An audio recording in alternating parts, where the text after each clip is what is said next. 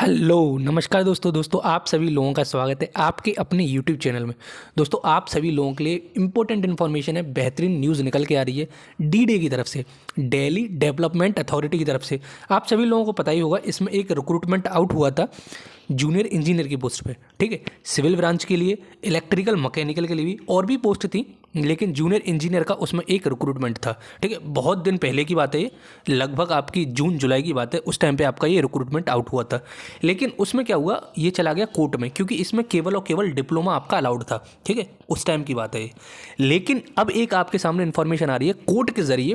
Court ने बोल दिया भाई साहब आप बीटेक को बाहर नहीं कर सकते हो, तो बीटेक वाले स्टूडेंट अब एलिजिबल हो गए हैं। ठीक है, देखो दोबारा से पूरा मुद्दा बता देता हूँ।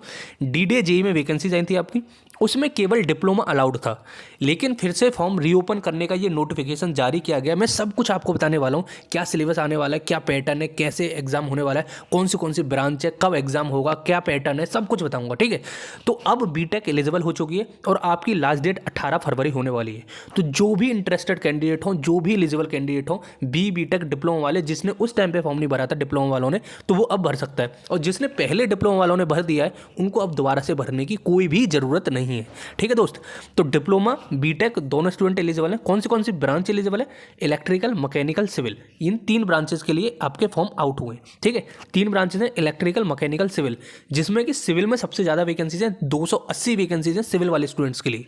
तो जो कोई भी सिविल ब्रांचेस से स्टूडेंट हैं यहाँ पर और आपको जॉब भाई सब कुछ चाहिए, तो जूनियर इंजीनियर के लिए केवल एग्जाम के बेसिस पे ही आपका सिलेक्शन हो जाएगा। इसमें इंटरव्यू वगैरह कुछ भी नहीं है, केवल ऑनलाइन एग्जाम होगा विदाउट गेट। ठीक है, और डिप्लोमा इसमें एलिजिबिलिटी है, तो पेपर जो होगा आपका एसएससी जेई लेवल का होगा और उससे थोड़ा सा नीचे ही होगा। ठीक है, मैं आपको सब कुछ दिखाने वाला हूँ। तो आपका कौन सा सिविल ब्रांच हो गई, इलेक्ट्रिकल हो गई, मैकेनिकल हो गई, E&M सेम है। जैसे कि मैंने बताया कि दिल्ली में पता नहीं क्या कर रखा है इन्होंने, दिल्ली वाले जितने भी रिक्रूटमेंट निकलते हैं जेई के, उसमें इलेक्ट्रिकल मैकेनिकल को कंबाइंड कर रखा है। ठीक है, चलो मैं अभी आगे दिखाता हूँ क्या है। फिलहाल यहाँ पे देख सकते हो आप, देखो ये आपका लिख रखा है इन्होंने कि 10/7/2022 को हमने एप्लीकेशन फॉर्म निकाले थे, तो अब उसको ओपन कर दिया गया दोबारा से। एप्लीकेशन फॉर्म ओपन हो चुके हैं 4/2/2023 से लेके 18/2/2023 के बीच में। ठीक है, तो 4 फरवरी से लेके 18 फरवरी के बीच में 15 दिन का टाइम दिया जा रहा है आपको दोबारा से एप्लीकेशन फॉर्म भरने का।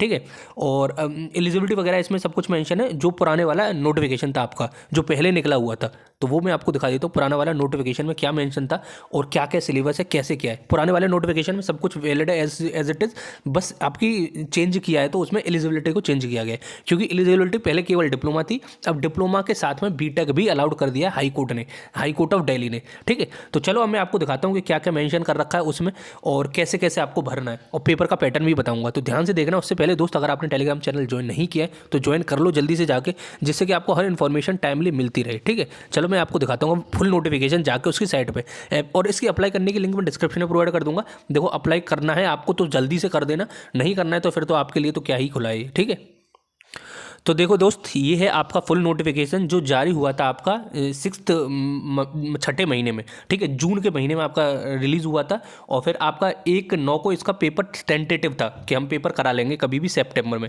लेकिन जबकि नहीं हुआ, क्योंकि आपका कोर्ट में पहुंच गया ये बात, तो उसके बाद में कुछ नहीं हुआ। तो अब देखो इसमें आपकी वैकेंसीज आउट हुई हैं जूनियर इंजीनियर सिविल, जिसमें 220 वैकेंसीज हैं आपकी। ये यहाँ पे देख सकते हो, यहाँ पे इस टाइम पे डिप्लोमा लिख रखा है, लेकिन अब आपकी एज लिमिट 18 से 27 के बीच में होनी चाहिए, और आपका डिप्लोमा के साथ में डिग्री भी होगी तो भी आप एलिजिबल हो जाओगे इसमें। ठीक है, जूनियर इंजीनियर सिविल केवल एक एग्जाम के बेसिस पर 220 वैकेंसीज को फिल किया जाएगा। तो भाई साहब गोल्डन अपॉर्चुनिटी है, बीटेक और डिप्लोमा दोनों स्टूडेंट्स को 27 साल आपकी एज लिमिट होनी चाहिए। ठीक है, फॉर द अनरिजर्व्ड कैटेगरी और ईडब्ल्यूएस कैटेगरी, और रिमेनिंग कैटेगरी में आपको रिलैक्सेशन देखने को मिल जाएगा। अब नीचे आओगे तो यहाँ पे और भी चीज़ मेंशन कर रखी है। देखो ये है आपका E&M वाला, जूनियर इंजीनियर E&M, इसमें इलेक्ट्रिकल और मैकेनिकल, अगर किसी में आपने डिप्लोमा या फिर डिग्री, क्योंकि मैं अभी बता चुका हूँ डिप्लोमा डिग्री के लिए अलग से आ चुका है, तो डिप्लोमा या फिर डिग्री होगी तो आप एलिजिबल हो जाओगे, और 18 से लेकर 27 साल की एज लिमिट होनी चाहिए।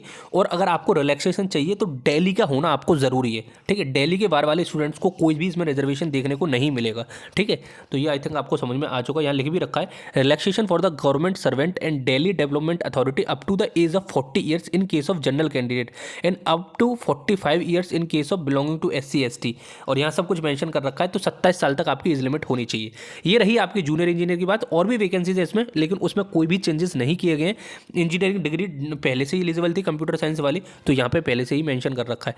केवल एक एग्जाम के बेसिस पे इसमें सिलेक्शन होने वाला है आपका। तो वैकेंसीज देखो, सैलरी बहुत बेहतरीन है, सब कुछ बेहतरीन है और विदाउट गेट होने वाली है। लेकिन एक डिसहार्टनिंग न्यूज़ इसमें ये है, देखो डिप्लोमा और डिग्री सिविल वालों के लिए कोई भी लूप होल नहीं है इसमें, क्योंकि उसका पूरा सिलेबस केवल सिविल इंजीनियरिंग का आएगा। लेकिन दिल्ली में जितने भी जेई होते हैं उनको समझ में नहीं आता कौन बैठा होता है, उनके पता नहीं दिमाग में क्या चल रहा होता है। इलेक्ट्रिकल और मैकेनिकल के दोनों को सिलेबस कंबाइन कर देते हैं, भैया ये बिल्कुल अलग है, ये बिल्कुल अलग है। इसमें भी ऐसा ही कर रखा है, इलेक्ट्रिकल इलेक्ट्रिकल की 4 यूनिट आएंगी, मैकेनिकल की 5 यूनिट आएंगी।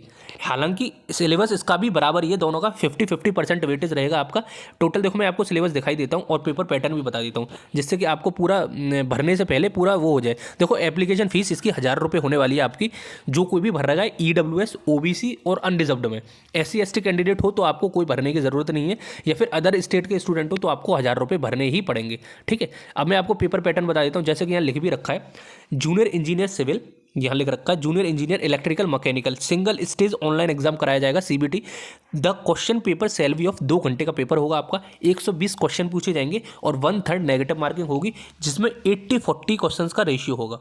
ठीक है, समझ में आ गया होगा आपको 80-40 मतलब 40 मार्क्स आपका नॉन टेक्निकल पेपर होगा, जिस नॉन टेक्निकल में आपसे पूछा जाएगा, या मेंशन कर रखा है, इंग्लिश पूछी जाएगी, जनरल अवेयरनेस पूछी जाएगी, रीजनिंग पूछी जाएगी। ठीक है, और आपके जो 80 क्वेश्चन है वो आपका प्योरली टेक्निकल बेसिस पे होगा। इसमें इलेक्ट्रिकल मैकेनिकल वाले पेपर में 40 नंबर का इलेक्ट्रिकल होगा, 40 नंबर का मैकेनिकल होगा। सबके सिविल वाले में 40 नंबर, अब पूरा 80 नंबर का आपका सिविल होने वाला है। ठीक है, अब इसका मैं सिलेबस भी दिखा देता हूँ आपको एक बार। देखो यहाँ मेंशन भी कर रखा है, 1/3 नेगेटिव मार्किंग होगी। ये candidate should be note the discourage gas, जो आपको penalty of 0.33 marks of the wrong question. अगर 2 मार्क्स का क्वेश्चन आया तो आपको 0.66 नेगेटिव मार्किंग देखने को मिलेगी। वैसे आपका 1 नंबर का ही क्वेश्चन आता है। तो देखो इंटरव्यू आपके लिए नहीं है, ये दूसरे ट्रांसलेटर वगैरह के लिए। अब मैं देखो आपको सिलेबस भी दिखा देता हूँ एक बार, और देखो भरना कैसे वो मैं नहीं बताऊँगा आपको, वो आपको जाके खुद ही देखना पड़ेगा। और आप भर ही लोगे यार, इंजीनियर हो, डिप्लोमा और बीटेक दोनों इसमें एलिजिबल है इस बार तो ठीक है। अब मैं आपको और नीचे जाके दिखा देता हूँ सिलेबस क्या है इसका। देखो सिलेबस सब इन्होंने मेंशन कर रखा है, तो पूरा मैं देखो इस PDF को और इसके डिस्क्रिप्शन में सबको लिंक प्रोवाइड कर दूंगा, जिससे कि आपको सहूलियत मिल जाए। देखो यहाँ लिखा है सिविल में building material surveying, solid mechanics, hydraulics और environmental engineering, structural engineering, concrete technology, RCC design, beam steel design, और ये होगा। और फिर उसके बाद में नॉन टेक्निकल में 4 पोर्शन है, रीजनिंग, एप्टीट्यूड, अवेयरनेस, इंग्लिश। अब इलेक्ट्रिकल मैकेनिकल में देखो दोनों कंबाइंड हैं, दोनों सिलेबस पूछे जाएंगे। Basic electrical engineering, circuit law और इलेक्ट्रिकल मशीन्स आएगा, general transmission and distribution, power system जिसे बोलते हैं। ठीक है, उसके बाद में मैकेनिकल इंजीनियरिंग में flow of fluid, thermal engineering और production engineering, strength of material और थ्योरी ऑफ मशीन, फिर नॉन टेक्निकल। मेरे हिसाब से ये जो पेपर होगा इलेक्ट्रिकल मैकेनिकल वाला, वो थोड़ा सा मैकेनिकल साइड को थोड़ा सा प्रेफरेंस ज़्यादा देगा, क्योंकि अगर आप बीटेक पढ़ के आए हो तो फर्स्ट ईयर में आपने इलेक्ट्रिकल पढ़ी होगी। लेकिन अगर आप जो भी कैंडिडेट हैं जो इलेक्ट्रिकल में, वो इतने डेप्थ में मैकेनिकल को नहीं पढ़ते हैं। देखो फर्स्ट ईयर में आपने इलेक्ट्रिकल मशीन्स भी पढ़ रखी हैं, सर्किट लॉ भी पढ़ रखे हैं, और उसके बाद में बेसिक इलेक्ट्रिकल के जो Ohm's law, current, resistance, power जो होती है वो भी पढ़ रखे हैं आपने। लेकिन मैकेनिकल का जो यहाँ पे देख रखा है, टर्बुलेंट वगैरह कुछ नहीं पढ़ते हैं बच्चे जो फर्स्ट ईयर में होते हैं, वो थोड़ा सा थर्मल इंजीनियरिंग जरूर पढ़ लेते हैं।